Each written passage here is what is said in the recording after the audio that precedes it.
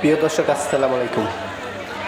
আজকে গাজীপুর মৌচাক এলাকায় কিছু গার্মেন্ট শ্রমিক রাজপথে নেমেছে। কেন নেমেছে জানেন? তাদের পরিশ্রমের পরে যে পারিশ্রমিক দেওয়া হয়, সে পারিশ্রমিক এখনও দেওয়া হয়নি 2 মাস থেকে। তো তাদেরও তো একটা সংসার পরিবার আছে, তাদেরও তো পেটের জন্য উপার্জন করতে হয়। তো অর্থ না পেলে তো তারা তো চাকরি করতে পারবে না।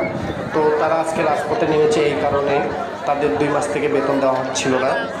এই কারণে তা বোনাসের কথা তো বাদেই দিলাম, সামনে একটা পবিত্র ঈদ, বেতন যদি পেত তাহলেও কিন্তু তারা বাসায় ফিরে যেতে পারত, পরিবারের সঙ্গে ঈদ যাপন করতে পারত। তো তারা এখন পর্যন্ত বেতন বোনাস পায়নি, এই জন্য তারা রাজপথে নেমেছে, যে আন্দোলন করতেছে যেন মালিকপক্ষ তাদের বেতনটা দিয়ে দেয়। আশা করি মালিকপক্ষ শীঘ্রই তাদের ব্যবস্থা নেবেন এবং তাদেরকেও বাসাতে ফিরে যাওয়ার জন্য তারা যে ব্যাকুল হয়ে গেছে, তাদের জন্য এই ইচ্ছা পূরণটা হয়। তো আশা করব মালিকপক্ষ মেনে নেওয়ার জন্য বেতনটা দিয়ে দেন।